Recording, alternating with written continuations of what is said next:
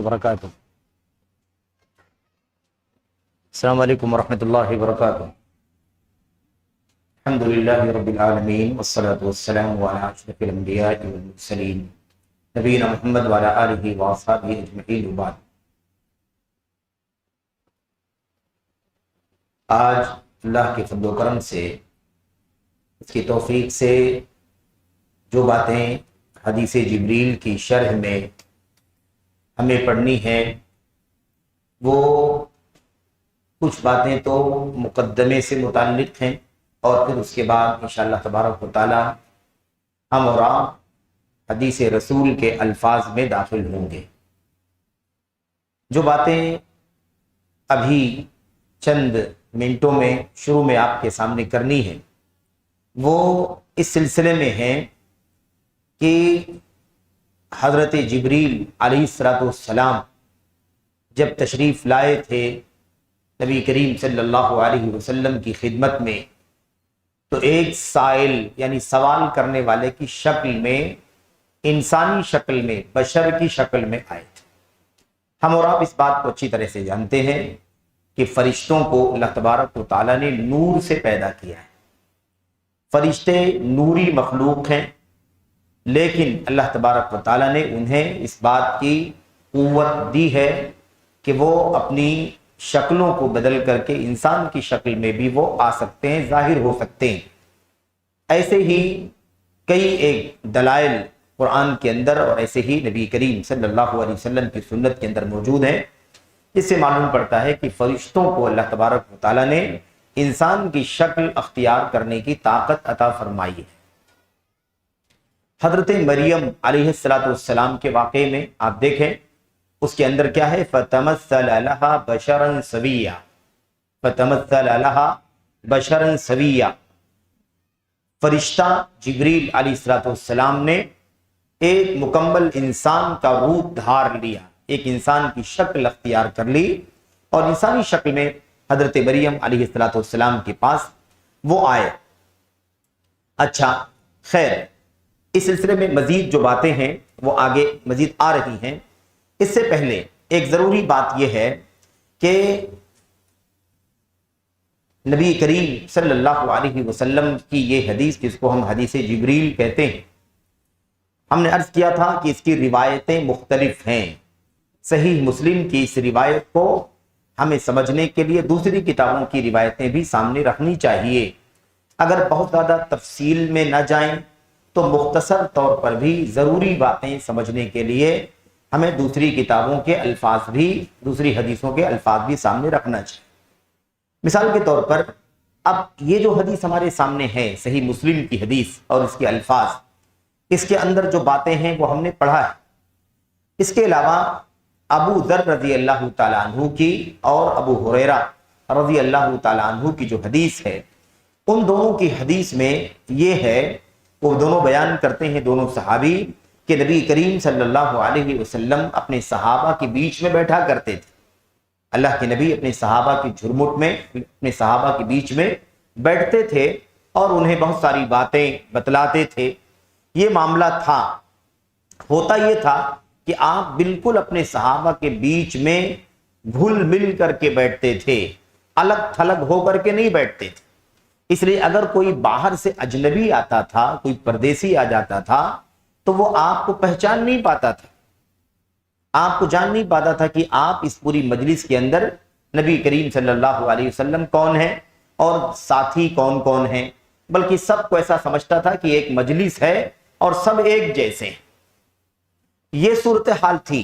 تو جب پردیسی آتا تھا، اجنبی آتا تھا اور اللہ کے نبی کو نہیں پہچان پاتا تھا، تو صحابہ کرام نے سوچا کہ کیوں نہ نبی کریم صلی اللہ علیہ وسلم کی ایک مجلس، یعنی آپ کے ایک بیٹھنے کی خاص جگہ مقرر کر دیں جہاں آپ بیٹھے رہیں، جیسے مدرس بیٹھتا ہے، معلم بیٹھتا ہے، استاذ بیٹھتا ہے الگ سامنے، اور اس کے بعد وہ اپنے ساتھیوں کو بہت ساری باتیں سکھاتا ہے۔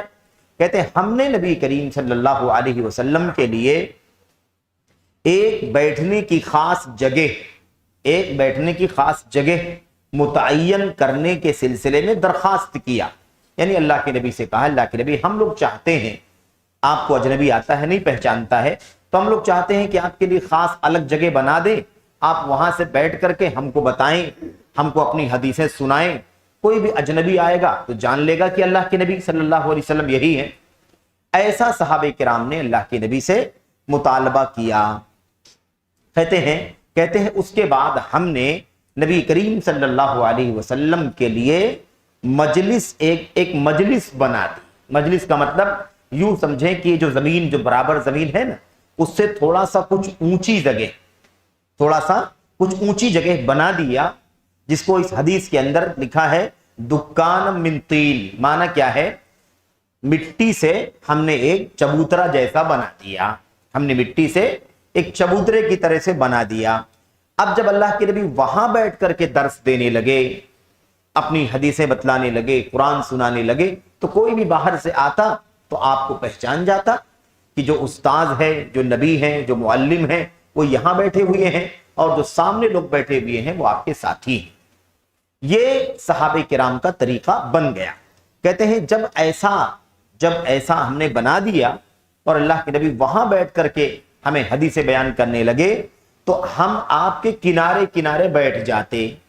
جیسے اب یہ دیکھیے درس کے لیے ٹیبل لگا ہوا ہے, ٹھیک ہے, اس زمانے میں ٹیبل کا اس طرح سے معمول نہیں تھا, انتظام نہیں تھا, لیکن ایک اونچی جگہ, جیسے ابھی ممبر ہوتا ہے, ممبر تو خطیب ممبر پر کھڑا ہوتا ہے, یا کبھی اللہ کے نبی صلی اللہ علیہ وسلم ممبر پر بیٹھ کر کے بھی بہت ساری باتیں بیان کرتے تھے. تو عام لوگوں سے ذرا سا اونچائی پر بیٹھنا, یہ طریقہ یہی سے نکلا ہے. یہ طریقہ کہاں سے نکلا ہے؟ یہیں سے نکلا ہے. اب جب یہ آج کل کے دور کے مطابق کرسی لگا دی جائے, ایک ٹیبل لگا دیا جائے, تھوڑا سا عام لوگوں سے نمایاں ہو کر کے معلم بیٹھے, مدرس بیٹھے, تاکہ سب لوگ دور بھی, اگر مجلس لمبی بھی ہو تو لوگ دور والے بھی اس کو دیکھ سکیں کہ استاذ کہاں ہے, معلم کہاں ہے, اس کو دیکھ سکیں. یہ طریقہ جو نکلا ہے یہ وہی سے نکلا ہے. یہ جو بخاری کی حدیث ہے نا, بخاری کی الفاظ, یہ مسلم والے میں نہیں ہے. جو ہم لوگوں نے مسلم کی حدیث پڑھی ہے اس کے اندر یہ ڈیٹیل نہیں ہے. بخاری والی حدیث میں یہ ڈیٹیل ہے. ایسے ہی تھا نبی کریم صلی اللہ علیہ وسلم, آپ ہمیں درس دے رہے تھے, اتنے میں جبریل امین آئے اور آپ کے سامنے آ کر کے بیٹھ گئے. یہ طریقہ بیان کیا. اس حدیث کے بخاری ابو داؤد کے الفاظ جو ہم نے پڑھا ہے ابھی, ابو داؤد میں ابو ذر اور ابو ہریرہ رضی اللہ تعالیٰ عنہ کی حدیث, اس سے علماء نے, محدثین نے یہ مسئلہ نکالا ہے کہ استاذ کو, مدرس کو, معلم کو یا خطیب کو سارے لوگوں سے ذرا سا اونچائی پر بیٹھنا چاہیے. تھوڑا سا کیا ہونا چاہیے؟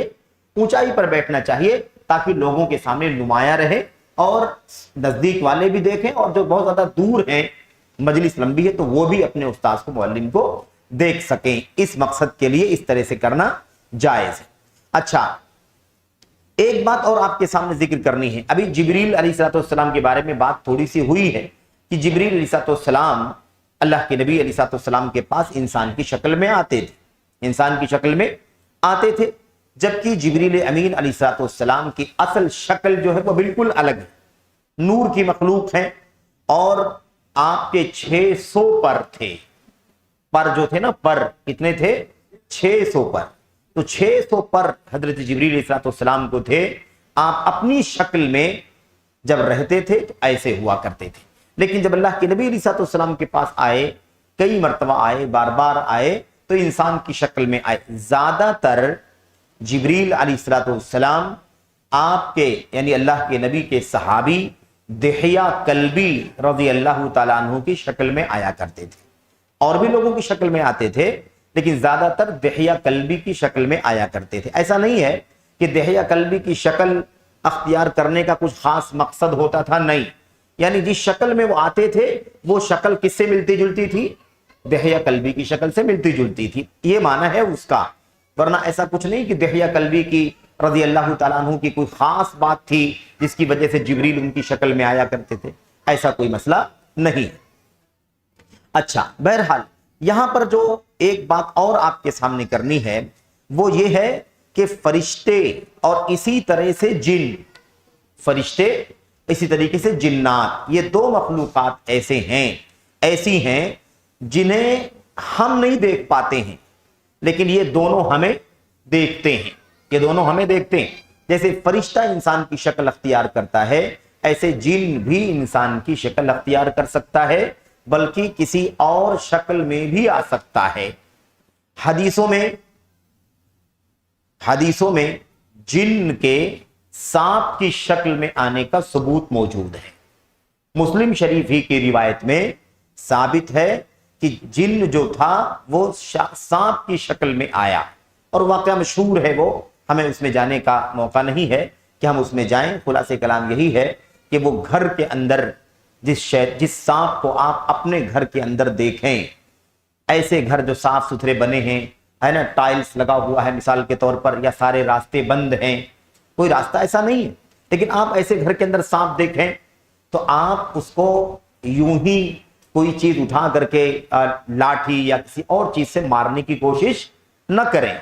आप बाहर देखें, जंगल में देखें, कारखाने में देखें, झाड़ी में देखें, रोड पर देखें, ठीक है आप मार दें, लेकिन अगर आप अपने घर के अंदर देखते हैं जो हमारे आपके रहने की जगह है, कोई रास्ता भी नहीं है कि कोई जंगल झाड़ी के बीच की जगह है जहां सांप गुजर रहा है, आप अगर वहां पर सांप देखें तो अल्लाह के नबी अलैहिस्सलाम की हदीस है, आपने फरमाया कि उसे 3 बार आगाह कर दो, तीन मरतबा उसे आगाह कर दो और उसे कह दो, है ना, कि ये हमारा घर है, हम यहाँ रहते हैं, हम यहाँ खाना बनाते हैं, खाते पीते हैं, यहाँ बच्चे बूढ़े सब रहते हैं, अल्लाह वास्ते हमारे घर से निकल जाओ, अल्लाह वास्ते हमारे घर से निकल जाओ। 2 बार 3, कितनी बार बोलना है? 3 बार आप बोल दें।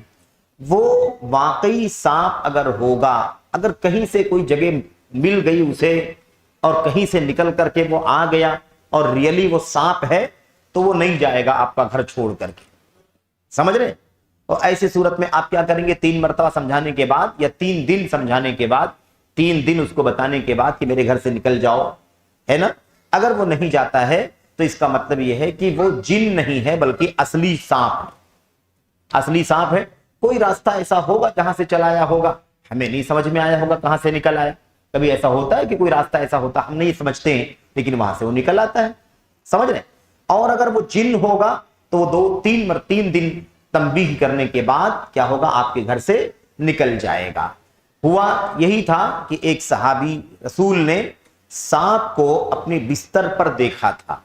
नई नवेली उनकी शादी हुई थी और दुल्हन जो है वो घर के अंदर मौजूद थी।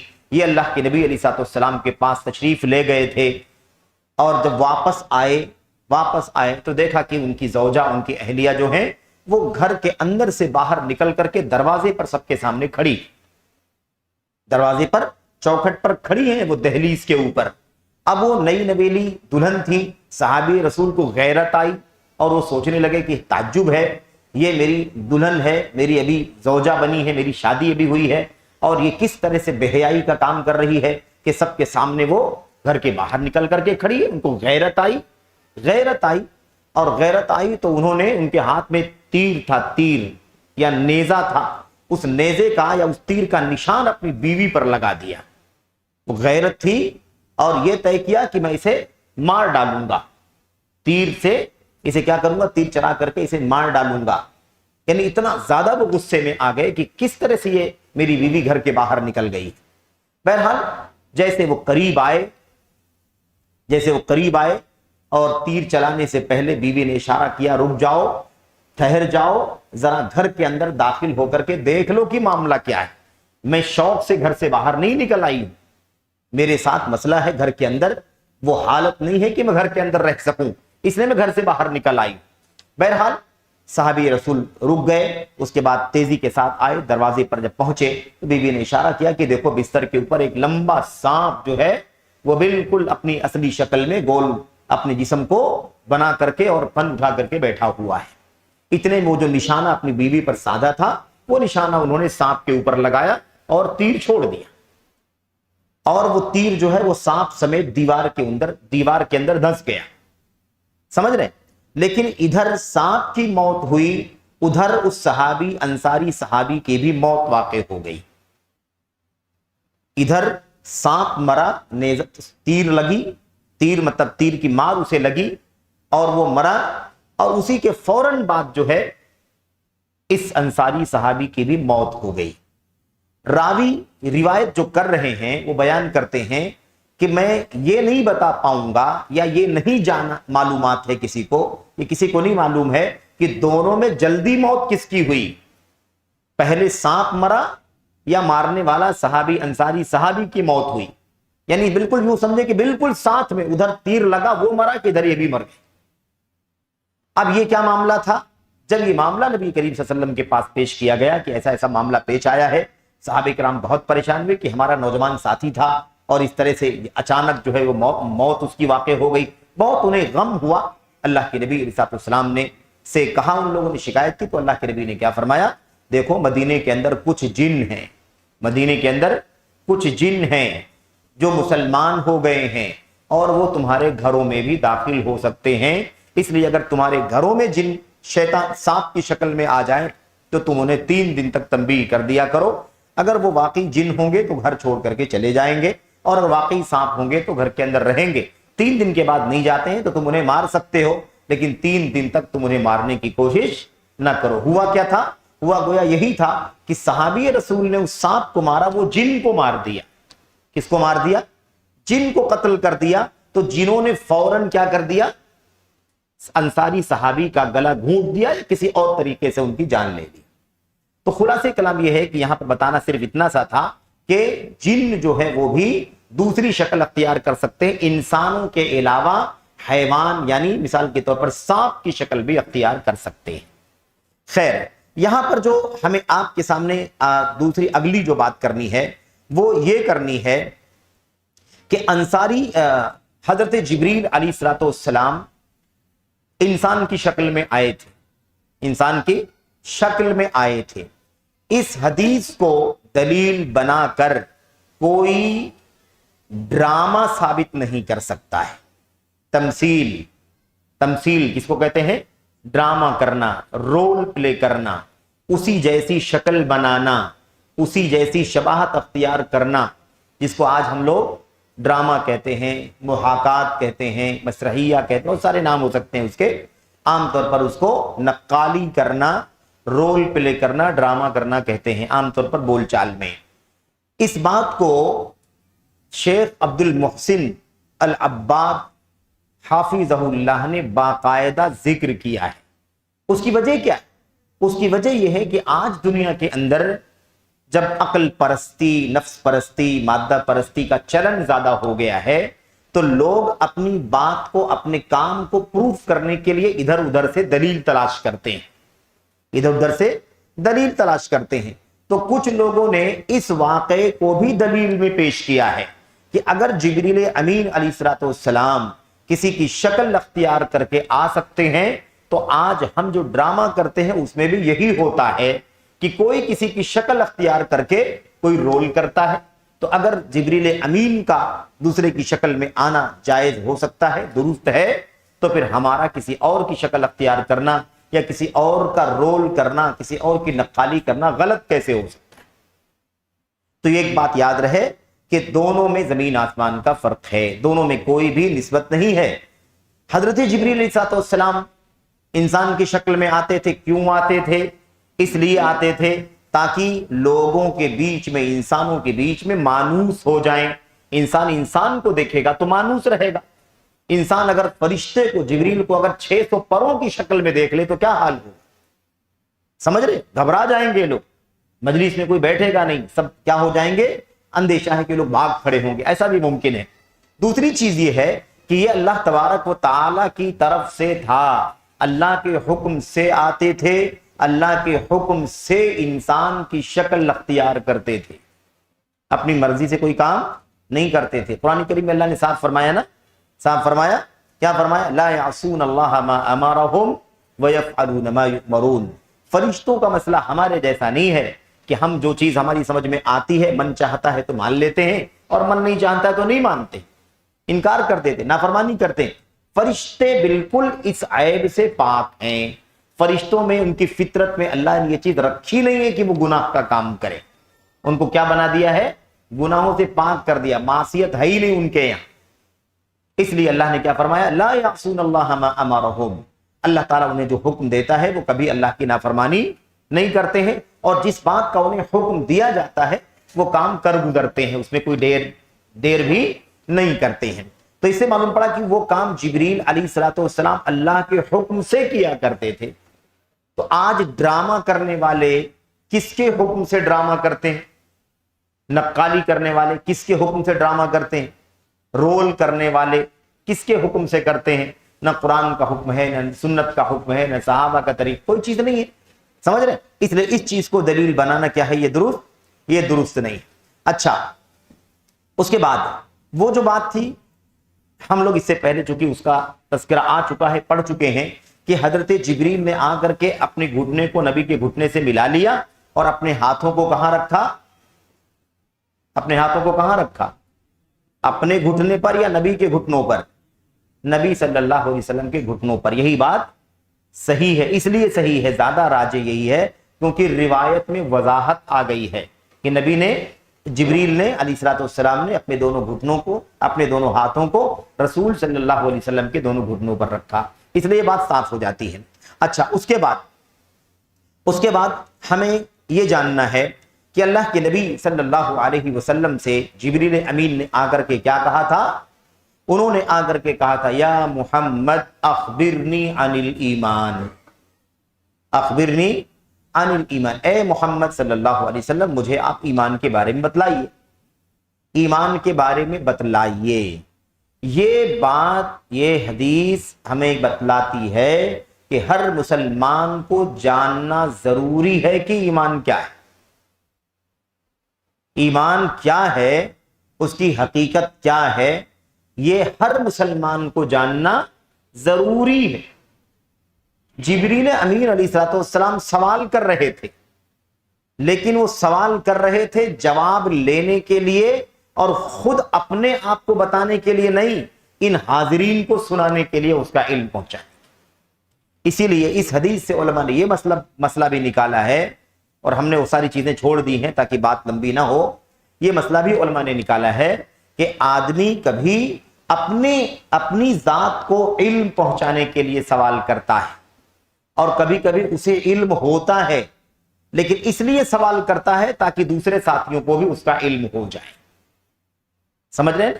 اب یہاں ایک بات ذہن میں رہے, یہ بات بھی اکثر ہم سنتے رہتے ہیں کہ جس کو کسی بات کا علم ہو وہ بلا وجہ وقت ضائع کرنے کے لیے یا علماء کو مثال کے طور پر چیک کرنے کے لیے, ان کے علم کا امتحان لینے کے لیے دوبارہ وہ سوال نہ کرے. ہم لوگ یہ بات کہتے ہیں کہ نہیں کہتے؟ ہمارے علماء بھی کہتے ہیں کہ بلا وجہ صرف امتحان لینے کے لیے کہ ان کو اس بات کا علم ہے یا نہیں ہے, آدمی کو ایک مسئلے کے بارے میں فلاں سے سوالات نہیں کرنا چاہیے. نہیں معلوم ہے تو پوچھنا چاہیے, لیکن اگر معلوم ہے تو بلا وجہ امتحان لینے کے لیے سوال نہیں کرنا چاہیے.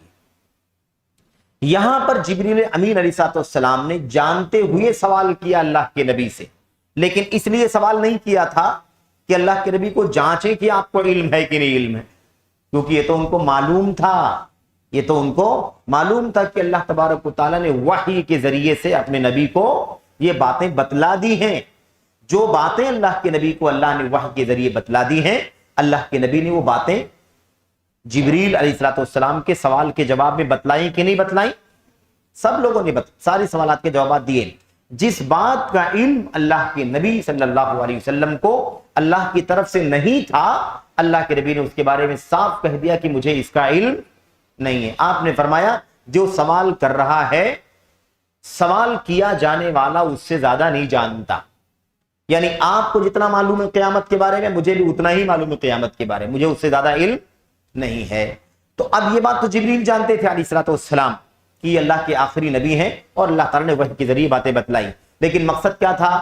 مقصد یہ تھا کہ جبریل امین علیہ الصلوۃ والسلام کے ذریعے سے, آپ کے ذریعے سے یہ ایمان, یہ اسلام, یہ احسان, یہ قیامت کی نشانیاں, یہ ساری چیزیں آپ کے ذریعے سے, آپ کے سبب سے ان امت کے لوگوں کے سامنے یہ بات آ جائے. دیکھیے جبریل نے سوال کیا تھا علیہ الصلوۃ والسلام, جواب دیا نہیں تھا, جواب اللہ کے نبی نے دیا تھا.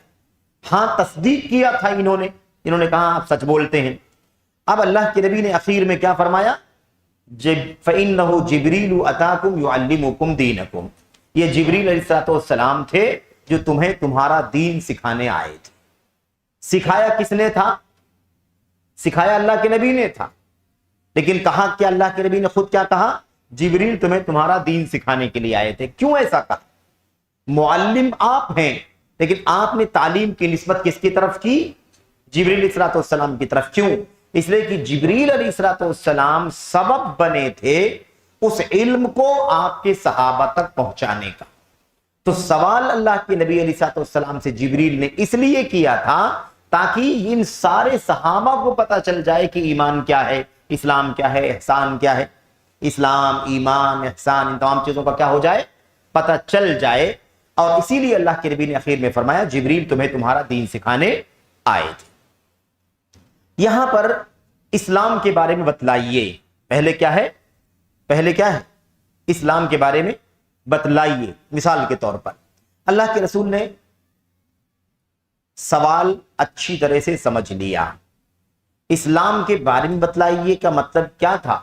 یہ نہیں تھا کہ اسلام کی ڈیفینیشن بتلائیے، اسلام کی ڈیفینیشن بتلائیے۔ اچھا میں آپ کو بتاؤں کہ دیکھیں اسلام کا جو لفظ ہے، ایمان کا جو لفظ ہے، احسان کا جو لفظ ہے، یا اس طرح کے اور جو عربی الفاظ ہیں، ان تمام الفاظ کے معانی عرب کے لوگ تو جانتے ہی تھے، عرب کے لوگ عام طور پر جانتے تھے۔ کوئی لفظ ایسا ہو سکتا ہے جس کا معنی نہ جانتے رہے ہوں، سب لوگ، کوئی جانتا رہا کوئی نہ جانتا رہا، لیکن جب وہ عربی زبان کے لوگ تھے تو عام طور پر سبھی لوگ عام باتوں کے، عام الفاظ کے معانی جانتے تھے۔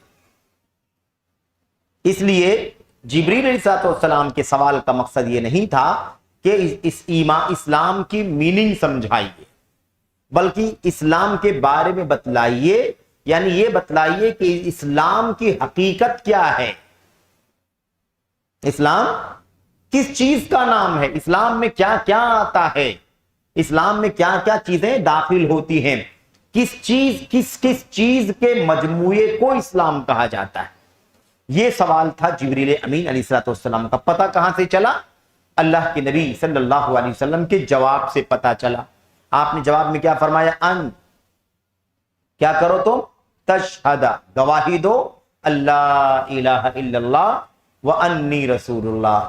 اسلام یہ ہے کہ تم اس بات کی گواہی دو کہ اللہ کے سوا کوئی سچا عبادت کے قابل نہیں ہے، اور یہ گواہی دو کہ محمد صلی اللہ علیہ وسلم اللہ کے رسول ہے۔ اب یہ پہلی بات۔ نمبر 2، اللہ کے نبی نے فرمایا وَأَن تُقِيمَ الصَّلَاةَ، نماز قائم کرو، وَتُؤْتِيَ الزَّكَاةَ، اور زکوٰۃ دو، وَتَصُومَ رمضان، اور ماہ رمضان کا روزہ رکھو، وَتَحُجَّ الْبَيْتَ إِنِ اسْتَطَعْتَ إِلَيْهِ سَبِيلًا، اور خانہ کعبہ کا حج کرو اگر تمہیں خانہ کعبہ تک پہنچنے کی طاقت ہو۔ یہ 5 باتیں اللہ کے نبی نے بیان فرما دی، 5 باتیں اللہ کے نبی نے بیان فرما دی۔ اب ہمیں 2-3 باتیں خاص طور پر اس سلسلے میں سمجھنی ہیں۔ پہلی بات ہمیں یہ سمجھنی ہے کہ اسلام کا جو حقیقت ہے، اسلام کی جو حقیقت ہے وہ کیا ہے؟ اسلام کے معنی ہوتے ہیں سر تسلیم خم کرنا۔ سر تسلیم خم کرنا یعنی کیا مطلب؟ بات کو فوراً مان لینا، حکم کے مطابق چلنا، حکم پر جھک جانا۔ سمجھ رہے؟ یہ معنی ہے کس کا؟ اسلام کا۔ اب اسلام کو اللہ کے نبی نے کیا فرمایا؟ اسلام یہ ہے کہ اللہ کے سوا کوئی سچا معبود نہیں ہے، اس کی گواہی دو، محمد اللہ کے رسول ہیں، نماز، روزہ، حج، زکوٰۃ، 5 چیزوں کا نام اللہ کے نبی نے لیا۔ آپ دیکھیے یہ جو کلمہ توحید ہے شروع میں، ان تشہد اللہ الہ الا اللہ وانی رسول اللہ وان محمد رسول اللہ، یہ جو ہے کلمہ اللہ کی وحدانیت کی گواہی اور نبی کے رسالت کی گواہی، رسول کی رسالت کی گواہی۔ ایمان کے بارے میں جب ہم پڑھیں گے تو یہ بات آئے گی، ہے نا؟ اصل میں جب ایمان الگ بیان کیا جائے اور اسلام الگ بیان کیا جائے، اسلام الگ اور ایمان الگ، جیسے اس حدیث میں ہے، اس حدیث میں اسلام الگ سے ہے کہ نہیں ہے؟ اسلام کے بارے میں سوال، پھر اسلام کا جواب، پھر ایمان کے بارے میں سوال، پھر ایمان کے بارے میں جواب. تو اس کا مطلب اسلام کو الگ بیان کیا گیا اور ایمان کو الگ بیان کیا. جب ایسے بیان کیا جائے گا کہیں بھی حدیثوں میں، قرآن کی آیتوں میں، کہیں بھی جب الگ الگ بیان کیا جائے گا، سمجھ رہے ہیں، دو الگ الگ بیان کیا جائے گا، تو یاد رکھیں اسلام کا معنی ہوگا دین کی ظاہری چیزیں، دین کی ظاہری چیزیں، ظاہری اعمال. جو اعمال ہم اپنے ہاتھ پیر سے کرتے ہیں، زبان سے کرتے ہیں، ہونٹوں سے کرتے ہیں، اور وہ لوگوں کی نظر میں آتے ہیں، لوگوں کو دکھائی دینے والے کام ہیں، ایسے ظاہری کاموں کو اسلام کہا جائے گا. کب کہا جائے گا؟ جب اسلام الگ آیا ہو اور ایمان الگ آیا ہو. سمجھ رہے ہیں؟ تو ایسی صورت میں الگ الگ مطلب کی یہ الگ بیان کیا گیا، اس کے بغل میں ایمان الگ بیان کیا گیا. دونوں باتیں آئی ہوئی ہیں، اسلام بھی آیا ہوا ہے اور ایمان بھی آیا ہوا ہے، دونوں باتیں آئی ہیں، ایمان بھی اسلام بھی، لیکن یہ الگ بیان کیا گیا، یہ الگ بیان کیا گیا. تو اسلام کا معنی کیا ہوگا؟ ظاہری اعمال. اب کلمہ توحید زبان سے ہم بولتے ہیں، کلمہ طیبہ بولتے ہیں کہ نہیں بولتے؟ اشہد ان لا الہ الا اللہ و اشہد ان محمد الرسول اللہ صلی اللہ علیہ وسلم، یہ ہم بولتے ہیں. اب یہ جو زبان سے ہم نے کام کیا یہ ظاہری چیز ہے، ہر دیکھنے والا دیکھتا ہے کہ زبان سے ہم بول رہے ہیں. اب جو دل کے اندر جو یقین کرنے والی بات ہے نا، وہ اسلام کے اندر نہیں آئے گی، وہ کہاں چلی جائے گی؟ ایمان کے اندر چلی جائے گی. کیونکہ اسلام ظاہری چیزوں کا نام بنے گا. کب؟ جب اسلام ایمان دونوں الگ الگ اکٹھا بیان کیا گیا. سمجھ رہے؟ نماز ظاہری عمل ہے، روزہ ظاہری عمل ہے، زکوٰۃ ظاہری عمل ہے، اور حج اور عمرہ کرنا ظاہری عمل ہے. اور ایمان کا معنی کیا ہوگا؟ ایمان کا معنی ہوگا باطنی اور چھپے ہوئے اعمال، یعنی جس کا تعلق دل سے ہے، جس کا تعلق یقین کرنے سے ہے، جس کا تعلق تصدیق کرنے سے ہے، ایسی چیزوں کو ایمان کہا جائے گا. سمجھ رہے ہیں؟ لیکن اگر سیپریٹ صرف اسلام آئے، ایمان کا ذکر نہ ہو، یہاں دونوں کا ذکر ہے، یہاں اسلام کا بھی ذکر ہے اور ایمان کا بھی ذکر ہے، تو اسلام کے معنی ظاہری چیزیں اور ایمان کے معنی باطنی چھپی ہوئی چیزیں. اگر صرف ایمان آئے، صرف اسلام آئے، کہیں لفظ استعمال کیا گیا ہو اسلام کا لفظ، تو اسلام کے اندر ظاہری اور باطنی دونوں چیزوں کو مراد لیا جائے. آج اگر کوئی کہے فلاں مسلمان ہے، تو اس کا معنی یہ نہیں ہوگا کہ صرف وہ ظاہری چیزوں کے عمل کرتا ہے، اللہ پر ایمان نہیں رکھتا، فرشتوں پر ایمان نہیں رکھتا، رسولوں پر ایمان نہیں رکھتا، کتابوں پر ایمان نہیں رکھتا، تقدیر پر، آخرت، یہ معنی نہیں ہوگا. مسلمان ہے اس کا معنی کیا ہوگا؟ سارے ظاہری باطنی سب مانتا ہے. سمجھ رہے؟ اور جب الگ سے صرف ایمان آئے، اسلام نہ آئے، تو بھی ساری چیزیں مراد دی جائیں گی، باطنی چیزیں بھی مراد ہوں گی اور ساری ظاہری چیزیں بھی مراد ہوں گی. یہ بات اچھی طرح ذہن میں رکھ لیں. اس لیے اگر آپ سے کوئی پوچھے اسلام کیا ہے، صرف اسلام پوچھے تو آپ دونوں باتیں بتلائیں گے. سمجھ رہے؟ اگر ایمان کا ذکر وہاں نہ ہو تو صرف اسلام کا ذکر ہو تو آپ کیا بتائیں گے؟ دین کے سارے ظاہری اور باطنی چیزوں کا نام کیا ہے؟ اسلام ہے. ایسے سیپریٹ صرف اسلام آئے، ایمان آئے، اسلام نہ آئے، اور آپ سے کوئی پوچھے ایمان کا معنی کیا ہے، تب بھی آپ کیا بتائیں گے؟ اسلام. دین کے تمام ظاہری اور پوشیدہ چیزوں کا نام ایمان ہے. لیکن اگر کوئی پوچھے بھائی بتاؤ اسلام کیا ہے، ایمان کیا ہے، تو آپ کیا کہیں گے؟ بھائی آپ نے دونوں چیزوں کے بارے میں پوچھا ہے، ایسی صورت میں اسلام دین کی ظاہری چیزوں کو بولتے ہیں اور ایمان باطنی اور پوشیدہ چیزوں کو بولتے ہیں. بات واضح ہو گئی نا؟ ایسے ہی اسی کو علماء کیا کہتے ہیں؟ جب دونوں اکٹھا ہوں گے تو الگ ہو جائیں گے، اور دونوں الگ الگ رہیں گے تو اکٹھا ہو جائیں گے. اب الگ الگ دونوں اکٹھا رہیں گے تو الگ الگ ہو جائیں گے، یعنی دونوں اکٹھا ذکر کیے جائیں گے، جیسے حدیث کے اندر دونوں آیا ہوا ہے، اسلام کے بارے میں سوال ہے، پھر ایمان کے بارے میں سوال ہے. ٹھیک ہے؟ تو ایسی صورت میں دونوں کا معنی کیا ہوگا؟ الگ الگ ہوگا. اسلام ظاہری باتیں، ظاہری اعمال، اور ایمان پوشیدہ اعمال. اور جب دونوں الگ الگ ہوں گے تو دونوں اکٹھا ہو جائیں گے. یعنی الگ سے صرف اسلام کا معنی کوئی پوچھے تو ہم کہیں گے ظاہری باطنی ساری چیزوں کا نام اسلام ہے. صرف ایمان کے بارے میں پوچھے تو آدمی کہیں گے، ہم کیا جواب دیں گے؟ ایمان تمام ظاہری باطنی چیزوں کا نام ہے. دین کی تمام ظاہری باطنی باتیں باطنی چیزیں کیا ہے؟ ایمان ہے۔ ایسے ہی فقیر اور مسکین کو بھی، اور ایسے ہی البر والتقوی کو بھی، ایسے اور بھی بہت سارے الفاظ دین کے اندر ہیں۔ ایسے اسرا اور معراج بھی ہے۔ اگر خالی اسرا کوئی پوچھے کیا معنی ہے تو آپ کہیں گے بیت مسجد حرام سے نکلے، بیت المقدس تک گئے، اور بیت المقدس سے پہلے دوسرے تیسرے چوتھے پانچویں ساتویں آسمان تک جا کر کے واپس آئے۔ پورا سفر، زمین کا سفر، آسمان کا سفر، پورا کیا ہے؟ اسرا ہے۔ کوئی پوچھے معراج کیا ہے تو آپ کیا کہیں گے؟ یہاں سے لے کر کے بیت المقدس تک، بیت المقدس سے لے کر کے ساتوں آسمان سے واپس آنے کو کیا کہتے ہیں؟ معراج کہتے ہیں۔ آپ سے کوئی پوچھے بھائی اسرا اور معراج کس کو کہتے ہیں تو کیا بتائیں گے آپ؟ تو آپ بتائیں گے اسرا کہتے ہیں مسجد حرام سے بیت المقدس تک کے سفر کو، اور معراج کہتے ہیں بیت المقدس سے ساتوں آسمانوں کے سفر۔ بات سمجھ میں آ گئی؟ تو جب الگ الگ پوچھا جائے گا تو دونوں ایک معنی میں ہو جائیں گے، اور دونوں کو الگ الگ پوچھا جائے گا تو دونوں کو اکٹھا کر دیا جائے گا تو دونوں کا الگ الگ معنی ہوگا، اور دونوں کو الگ الگ پوچھا جائے گا تو دونوں کا ایک معنی ہوگا۔ یہی معنی فقیر مسکین کا ہے۔ ایسے فقیر کے معنی کیا ہے؟ تو فقیر کا معنی ہوتا ہے جس کے پاس کچھ نہ ہو، اور مسکین کس کو بولتے ہیں؟ جس کے پاس کچھ ہو لیکن ضرورت کے لیے کافی نہ ہو۔ یہ معنی ہے اصل میں، لیکن اگر کوئی آپ صرف فقیر کے بارے میں پوچھے تو اس میں مسکین بھی آ جائے، کوئی مسکین کے بارے میں پوچھے تو اس میں فقیر بھی آ جائے، لیکن فقیر مسکین دونوں اکٹھا آ جائیں تو دونوں کا معنی کیا ہو جائے گا؟ الگ الگ ہو جائے گا۔ فقیر اس کو بولتے ہیں جس کے پاس کچھ بھی نہیں، مسکین اس کو کہتے ہیں جس کے پاس کچھ ہے لیکن اس کی ضرورت کے لیے کافی نہیں۔ ایسے ہی بر اور تقوی ہے، سمجھ؟ ایسے بہت ساری، خیر یہ باتیں ضمناً آ گئی۔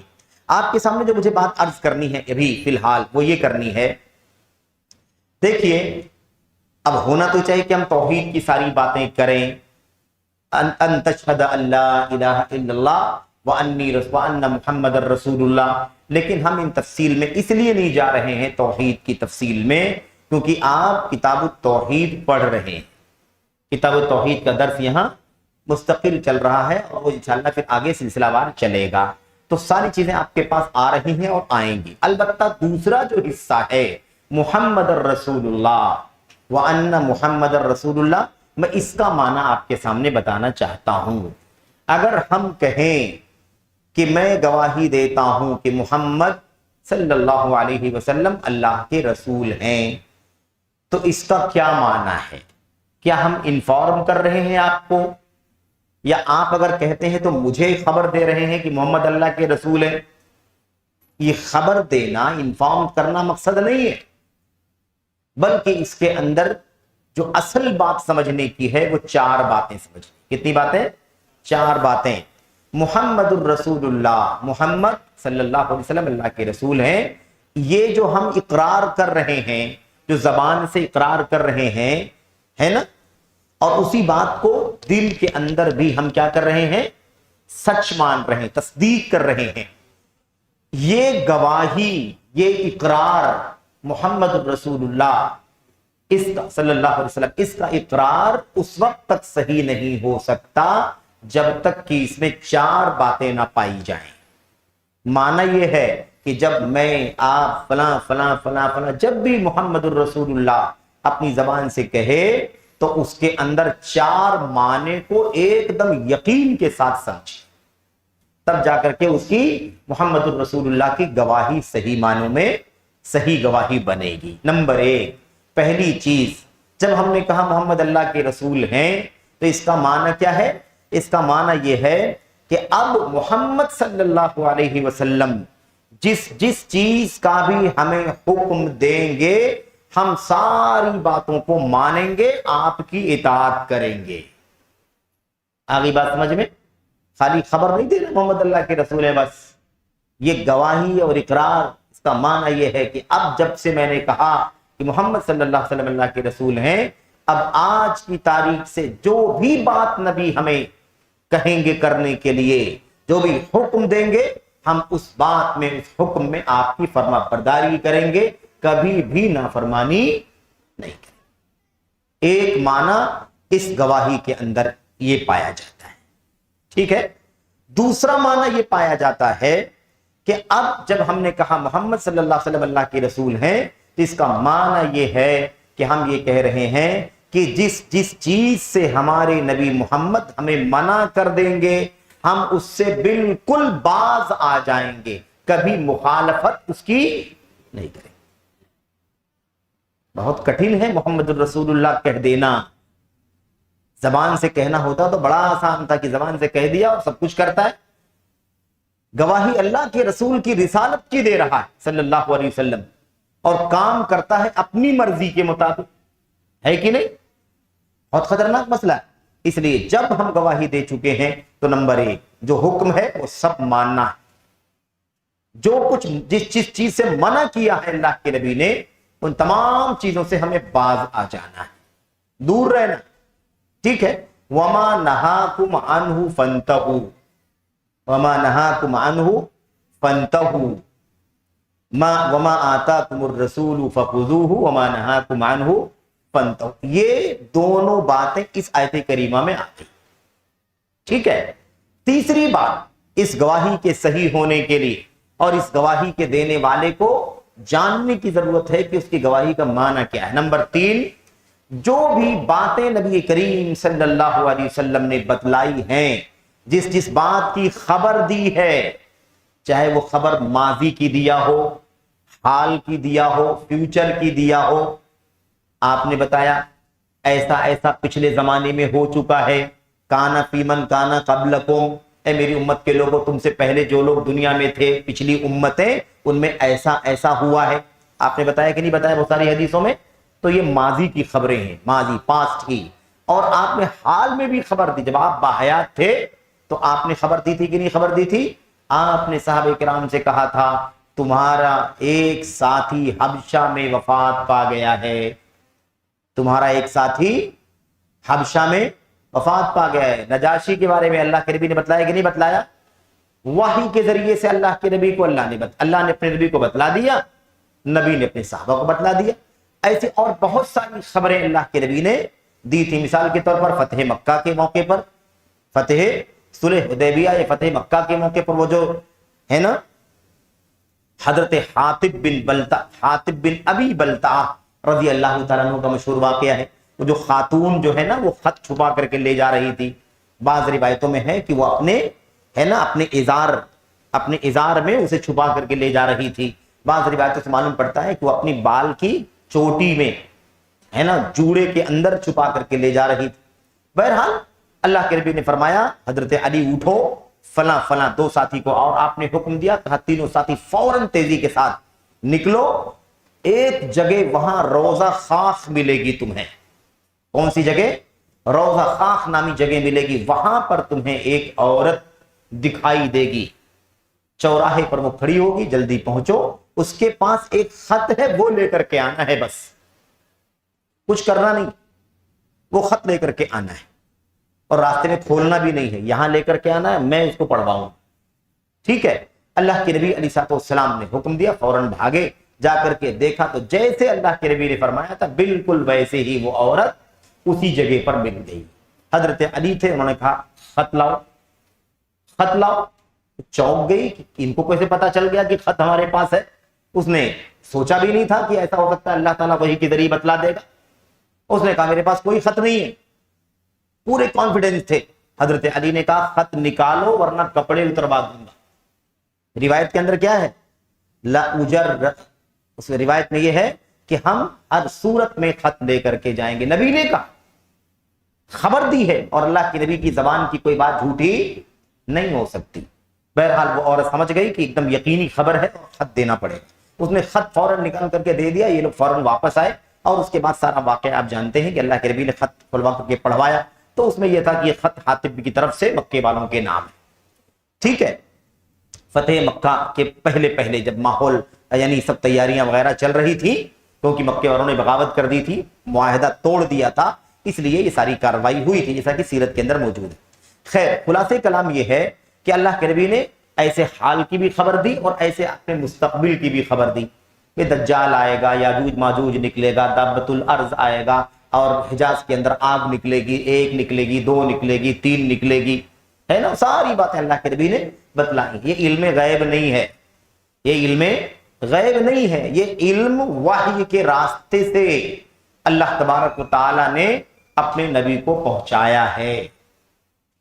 समझ रहे हैं ना, जब किसी को किसी भी सोर्स से खबर दे दी जाए, इन्फॉर्म कर दिया जाए, तो वो गैब नहीं रह जाता है। गैब वो है कोई इंफॉर्मेशन का सोर्स ना हो और आदमी को मालूम, उसको क्या कहते हैं, उसको गैब कहते हैं।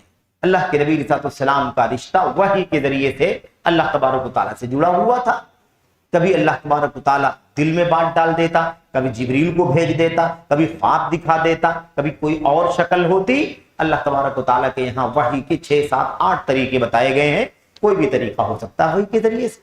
बहरहाल, तो तीसरी जो बात थी वो क्या थी, मुहम्मदुर रसूलुल्लाह की गवाही के अंदर कि जो भी बातें अल्लाह के नबी ने बतलाई हैं, खबर दी है, उन सब में आपको क्या मानना, आपको सच्चा मानना, आपको सच्चा मानना, क्योंकि आप झूठ बोल ही नहीं सकते। आप जो कुछ बोलते हैं अपने नफ्स से नहीं बल्कि वही के रास्ते से बोलते हैं। इस तस्वुर भी नहीं कर सकते। जब आप नबी नहीं थे तब भी आप झूठ नहीं बोलते थे। आपका जो दुश्मन था पूरा मक्का, वह आपको अमीन और सादिक के नाम से जानता था, अपने फैसले करवाया करता था, तो आप नबी बनने के बाद कैसे ये चीज बोल सकते थे, कभी नहीं मुमकिन था। बहरहाल, आखिरी जो बात है, चौथी बात जो है वो ये है। अच्छा, मुझे एक बात यहां पर याद आ गई कि एक बात तो ये कि अल्लाह के नबी की सारी बातों को सच मानना है। कोई भी खबर, माजी, हाल, मुस्तकबिल की कोई भी खबर आपने दी है तो उसमें आपको सच मानना है। अब आपने मोजिजात बतलाए हैं कि नहीं बतलाए, वो सारे मोजिजात सच्चे हैं कि नहीं सच्चे हैं। अब हमारी अकल में ना आए तो हम क्या करें, मोजिजा कहते ही उसे है जो अकल में ना आए। अगर अकल में आता तो मोजिजा क्यों कहते हो, खालिक आदत क्यों कहते हो उसे। हमारा ईमान ये है कि नबी ने अपनी जबान से जो चीजें बतलाई हैं वो क्या है, वो सच है। और ईमान तो वैसे होना चाहिए, अल्लाह के नबी की सच्चाई पर, आपकी सदाकत पर ईमान ऐसे होना चाहिए जैसे हजरत खुजैमा बिन साबित रजी अल्लाह तआला अन्हु का ईमान। खुजैमा का वाकया आप सब जानते हैं कि नहीं जानते। खुजैमा का वाकया मालूम है या दोहरा दूं मैं, बिल्कुल सरसरी तौर पर, शायद आपने सुना होगा, बिल्कुल यकीनन सुना होगा, लेकिन सिर्फ ये बताने के लिए, तस्दीकुहु फीमा अखबर, तस्दीकुहु फीमा अखबर, उन तमाम चीजों में जिसकी खबर दी है नबी करीम सल्लल्लाहु अलैहि वसल्लम ने, उनमें आपको सच्चा मानना, सच्चा तस्लीम करना।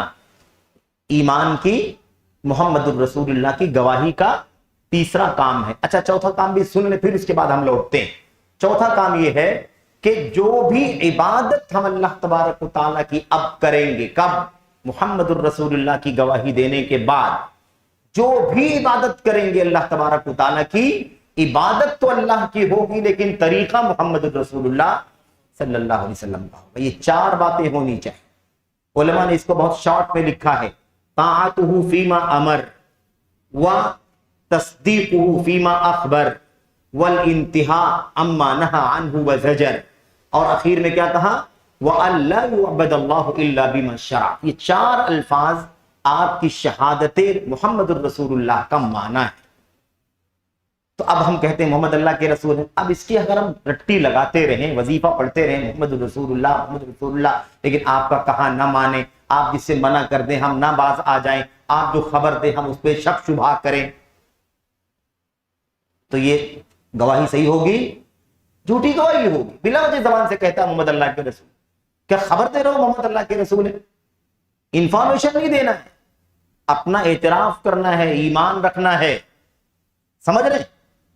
इसलिए और चौथी बात क्या है, अल्लाह तबारक व तआला की इबादत सिर्फ उसी तरीके से की जाएगी जो शरीयत मुहम्मद रसूलुल्लाह सल्लल्लाहु अलैहि वसल्लम लेकर के आए, जो तरीका मुहम्मद रसूलुल्लाह लेकर के आए। लिकुल्लिन जअलना मिनकुम शिरअतन व मिनहाजा, हमने तुम में से हर एक के लिए शरीयत बनाई है और एक रास्ता बनाया हुआ है।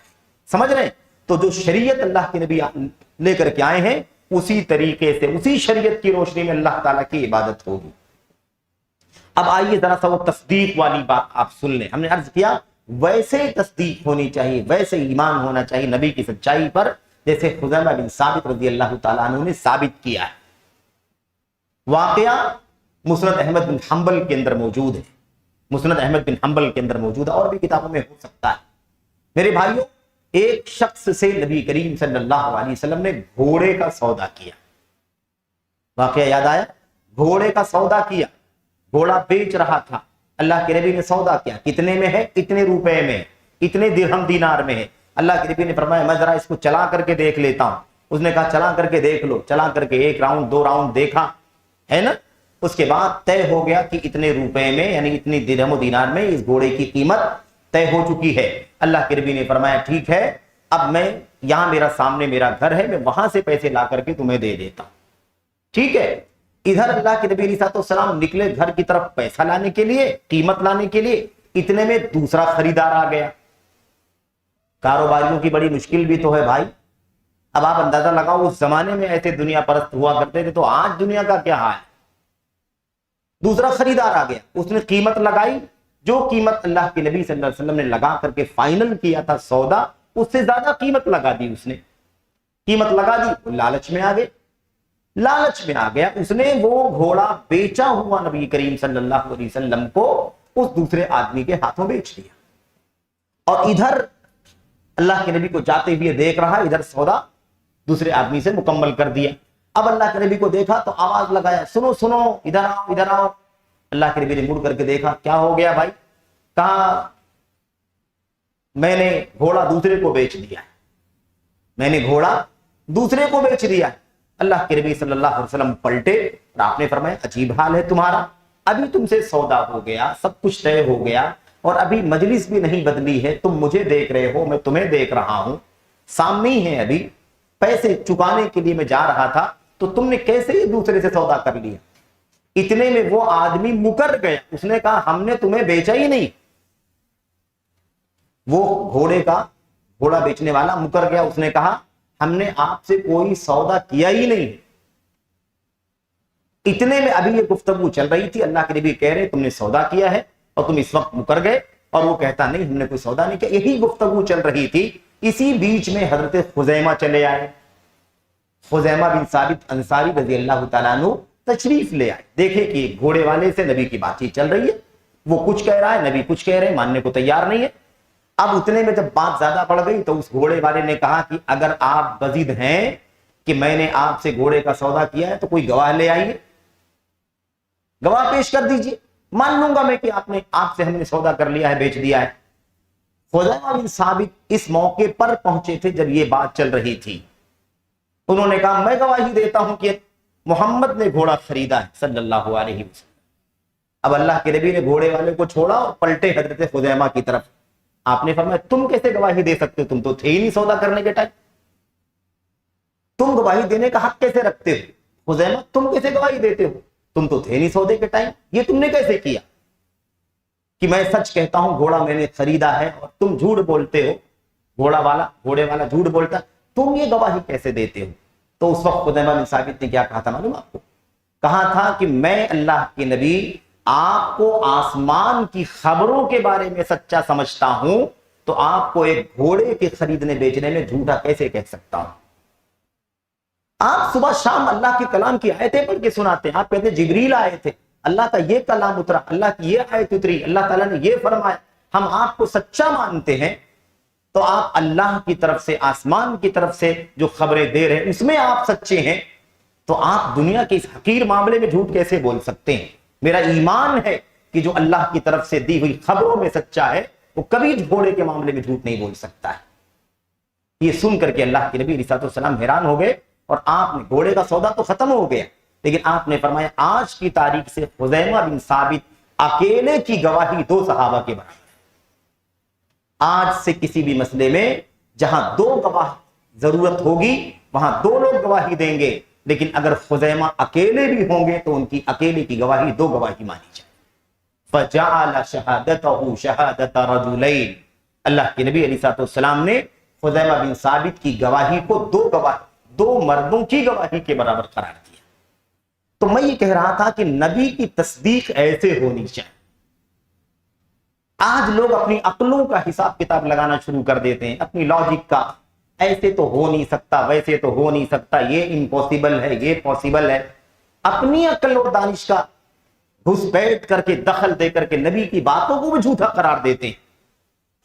भाई दज्जाल का इनकार करने वालों ने कहा कि नहीं कहा कि अल्लाह के नबी सल्लल्लाहु अलैहि वसल्लम दज्जाल के बारे में बताते रहे। अल्लाह के नबी की वफात हो गई, उसके बाद 100, 200, 300, 400, 500, 1300, 1400 साल गुजर गए, आज तक दज्जाल नहीं आया। इसका मतलब ये दज्जाल वाली बात सही नहीं है।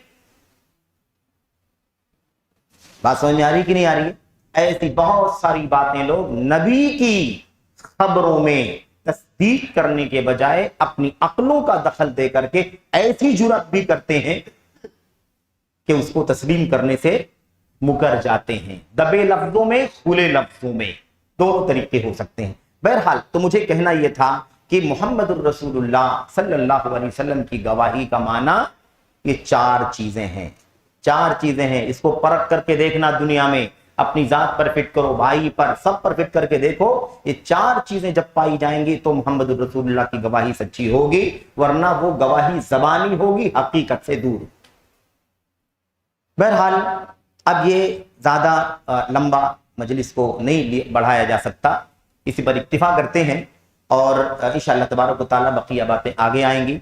आगे इस्लाम के 4 फराइज और अरकान का जिक्र है। हम बहुत तफसील में नहीं जाएंगे, सरसरी बिल्कुल 5 मिनट में हम चारों अरकान से गुजर जाएंगे। कुछ इक्का दुक्का कोई उसूली बात होगी तो उस पर गुफ्तगू करेंगे और उसके बाद फिर ईमान के माने में दाखिल होंगे और ईमान के माने में क्या क्या इन्हिराफात पाए जाते हैं उसका भी तज़किरा आपके सामने आएगा। अल्लाह से दुआ करते हैं कि अल्लाह तबारक व तआला हमें हदीस जिब्रील को सही माने में पढ़ने, समझने और उस पर अमल करने की तौफीक अता फरमाए। आमीन रब्बल आलमीन। सल्लल्लाहु वसल्लम व बारक अला नबीना मुहम्मद व अला आलिहि व सहबिहि अजमईन। वस्सलामु अलैकुम व रहमतुल्लाहि व बरकातहू।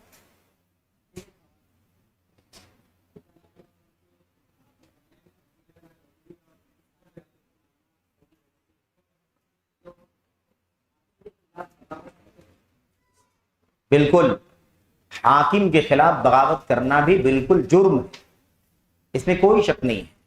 बगावत की इजाजत नबी करीम सल्लल्लाहु अलैहि वसल्लम ने नहीं दी है, बगावत करने से मना किया है और ईमान के अंदर ये बात शामिल है कि जिस चीज से नबी ने मना किया है उससे बाज आ जाए। नबी ने मना किया है, आपने फरमाया कोई भी हाकिम कितना भी जुल्म करे, आपकी पीठ पर कोड़े बरसाए, आपका माल छीन ले, तब भी तुम उसके खिलाफ बगावत न करो। बल्कि यही नहीं कि बगावत मत करो, सुनते रहो, इताअत करते रहो। अस्सम्उ वत्ताअह, सुनते रहो, इताअत करते रहो, चाहे तुम्हारी पीठ पर मारे और तुम्हारा माल ले ले। समझ रहे? अब ये तो हो गई बात जुल्म वाली कि हाकिम रियाया पर जुल्म कर रहा है, तब भी इताअत करना है, बगावत नहीं करनी है।